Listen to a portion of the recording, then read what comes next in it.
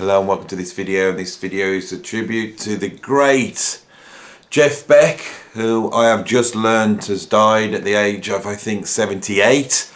I literally was just about to go to sleep. I'd gone to bed and I thought I'd check Facebook just before my head hits the pillow, and I read that Jeff Beck has died, I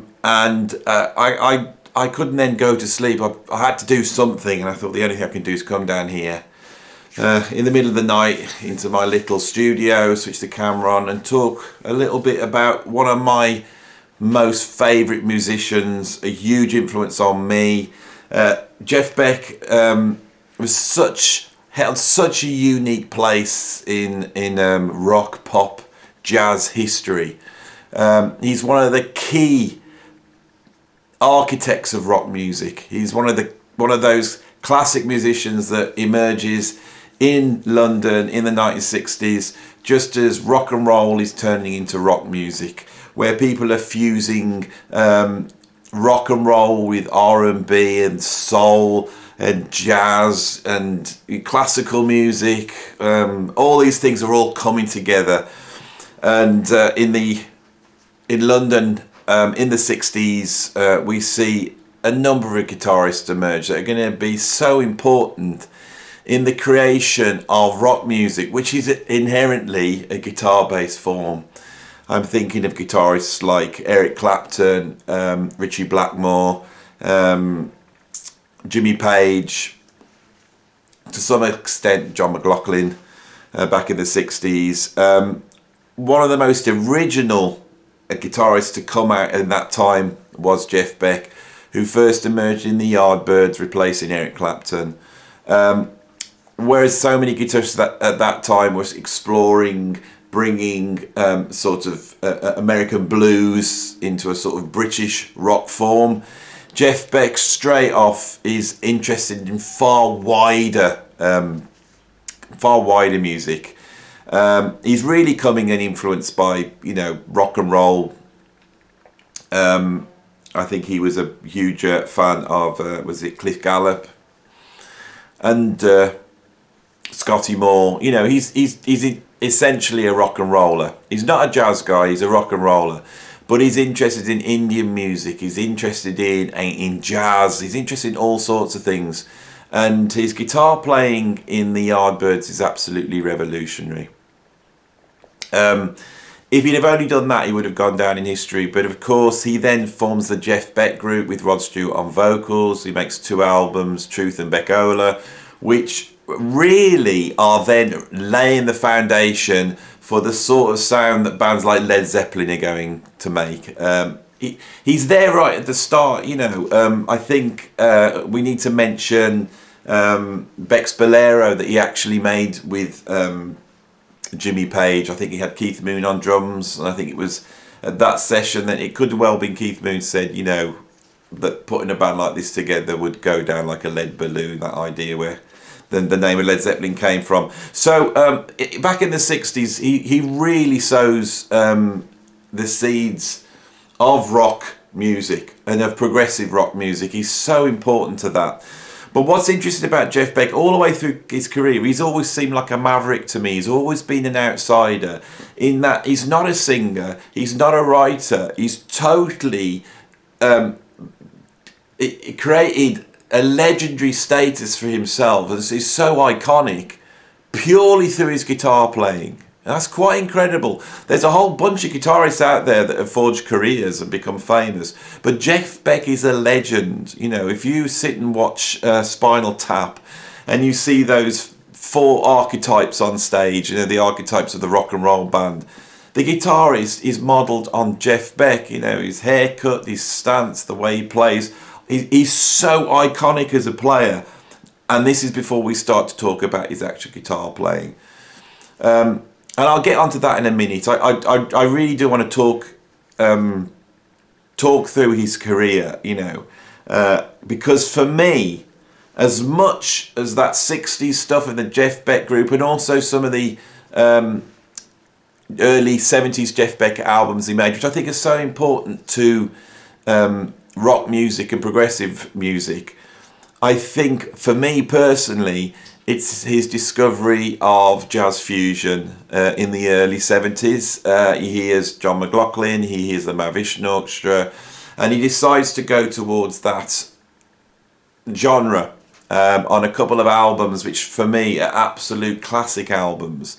The first being Blow by Blow, and the second being Wired. Wired is possibly, it's in the top 5 albums for me of all time. It's an album that just opened the doors for me personally to jazz fusion. Incredible album.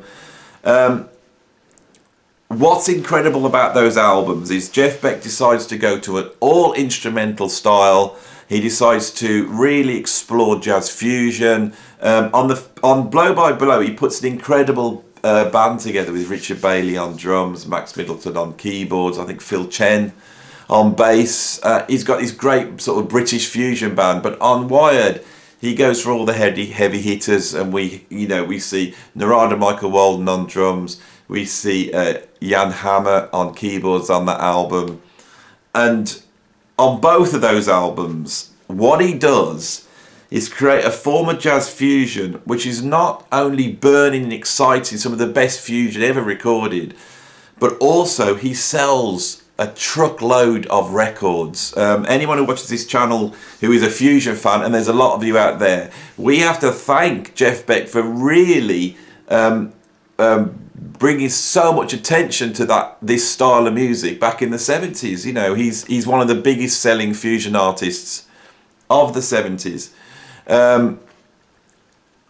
I think the thing that attracts Jeff Beck to fusion is the fact that Jeff Beck is an exploratory musician, but he's not a jazz musician. He's a rock musician. And in that willingness and desire to push at the edges of rock music makes him a progressive musician as well.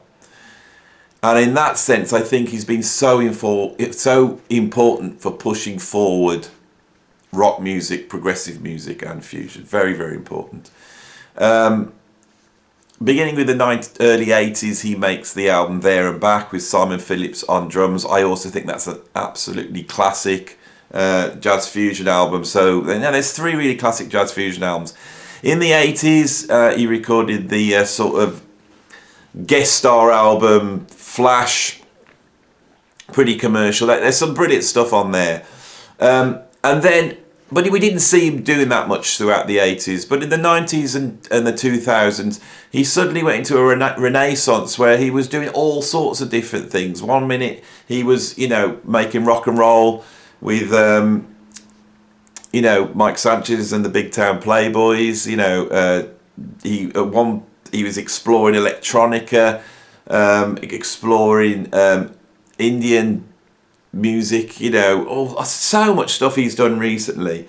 And the thing with Jeff Beck is all the way through this, from when he first emerges in 64, 65, right up till now, he doesn't seem to have changed in any way whatsoever. He's always stood there, looking like Jeff Beck, sounding like Jeff Beck, a pillar of strength, This is a guy that you don't think is ever going to die. He doesn't seem to have been ill for very long, from what I've read, and as you can tell, I am in a little bit of shock here. I've got to be honest. It's something I just never expected. I've never expected that this guy would not be there. I think that's what it is. He's been there for me, for 40 years. All the time I've been listening to music. Jeff Beck's been there. He's been so important. He's the guy that straddles for me my initial love of rock music, which moves towards my great love of jazz fusion and jazz. Jeff Beck's the guy that bridges that for me. I was only watching him a couple of nights ago. I was watching his inauguration into the Rock and Roll Hall of Fame. The guy that put him in there was his teenage friend Jimmy Page that he'd known from sort of 13, 14. This is just bonkers. Can you imagine these 2 little kids, go around each other's house, they're playing the guitar together, Jimmy Page is showing some licks to Jeff and Jeff showing his licks, and all that type of thing. think what those two musicians went on to do, absolutely incredible. Anyway, I was watching him play on this video a few years back, but you know, still a tower of strength, undiminished. Jeff Beck cutting shapes, playing licks like nobody plays. Yeah, so apparently he contracted bacterial meningitis and obviously went downhill very quick and was gone. You know, it's a shock. It's an absolute shock. I want to talk a little bit now about his actual guitar playing. He's unlike anybody else, and it's really hard to define what makes him so great. He's not like Ritchie Blackmore or Eric Clapton or Jimmy Page. He doesn't seem to be in that bracket. Those are musicians that formed bands and made rock music. They're very good guitarists. They're iconic guitarists, but they work within the bands that they formed or in the music they're in. In Eric Clapton's case, I think, you know, once he got past the initial groundbreaking stuff he did with Cream and the Blues Breakers and the Yardbirds, once he got past that early 60s stuff, it was more about his voice and the songs he sung. Jimmy Page will forever be connected to Led Zeppelin. There's very little he's done outside of that band. Same with, you know, Ritchie Blackmore. It's all about what he did with Deep Purple, you know, or what he did with Rainbow, you know. Guitarists like Angus Young or Brian May, the classic rock guitarists, they're linked to their bands, and Jeff Beck isn't like that. Jeff Beck is an instrumentalist. Okay, although he's done a ton of fusion, he hasn't got jazz chops. Okay, this is not to say he hasn't got improvisatory chops. He's got incredible improvisatory chops. Or he had incredible improvisatory chops. Oh God. It's bonkers.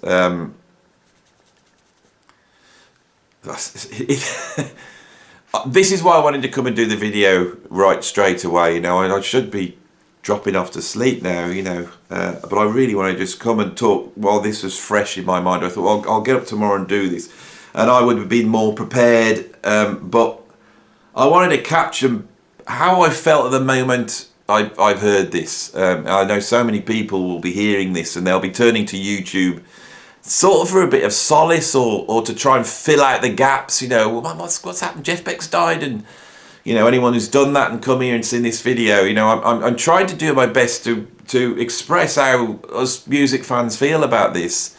So yeah, let's get back to his guitaring. For me, he's not a jazz musician. He's not someone who studied bebop licks and the language of jazz. He's able to play jazz because he's honed an absolute unique improvisatory style.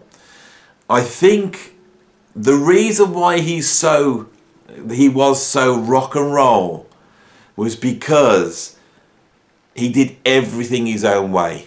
When you read about Jeff Beck and you look at his career, it sounds like he could be quite a difficult guy.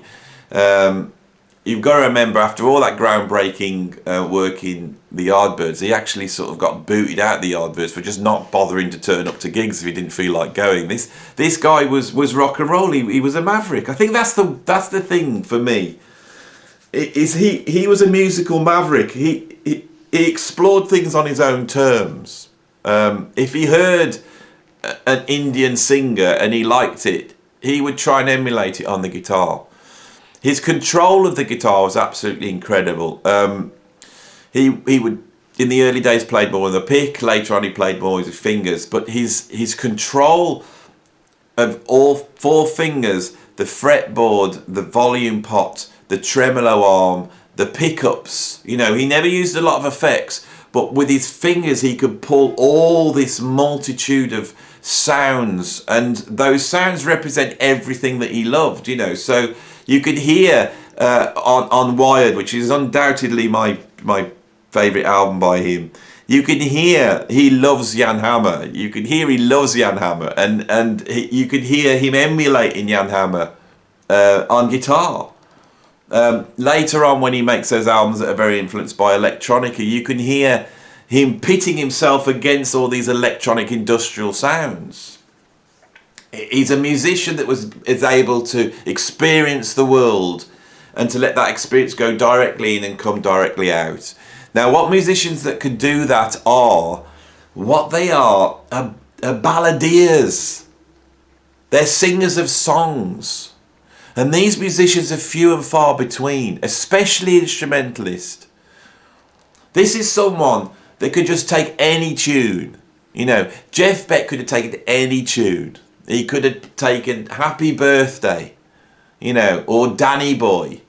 He could have taken any tune he liked, and he could play it and he could turn it into art through his own unique voice, which he'd forged by being true to himself as an individual. This is what we get from Jeff Beck. If we really look at it, every musician that is sat here in shock, hearing this news, what do we learn from this guy? We learn to be ourselves. We learn to try and do something unique. We try to, you know, be able to stand head and shoulders above the crowd because we have become who we are. And musicians that are capable of doing that are few and far between. Jeff Beck will be missed. He has been like a piece of furniture in the music world, especially to us music fans. He's always been there. I think we always thought he would be there because he was like a rock. He was iconic. And I think in the next few months or so, it'll be interesting that we will be catching ourselves every time we think about him or we hear him or we just got to hear that track again. I'm going to finish now with talking about one song, and I think if you finish watching this video and you want to raise a toast to Jeff Beck, go and put on Goodbye Pork Pie Hat, which he recorded on the album Wired. Goodbye Pork Pie Hat was written by Charlie Mingus as a tribute to, at that time, the recently deceased Lester Young. Lester Young, again, like Jeff Beck, was one of those unique voices that just defined popular music for me. You know, there's basically two saxophone sounds. There's the Coleman Hawkins hard driving saxophone sound, and then there's the beautifully soft, ethereal, liquid sound of Lester Young. Lester Young was famous for wearing a pork pie hat, you know, so when he died, Charlie Mingus wrote that tribute. Charlie Mingus then died in 1979, you know, one of the great bass players of all time. And when I heard Goodbye Pork Pie Hat by Jeff Beck, although he was performing that when Charlie Mingus was alive, more than anything else, it was him pointing to the legacy of jazz. That was the moment where he really was doing that. But I think that's a fitting tribute to Jeff now. So I can't play it, and I don't drink anymore. But let's raise an imaginary glass to Jeff Beck. Stick on Goodbye Pork Pie Hat, and remember, a true icon, an absolute giant, one of the greats. Thanks for the music, Jeff. Can't think of anything more to say. I hope whatever you've been looking for, if you've come this way, I hope I've been able to supply what you wanted in celebrating and discussing the memory of this truly incredible musician. Thanks for watching. If you like the video, like it. If you want to subscribe and all that sort of stuff. I'll see you on the next video. Thanks for watching.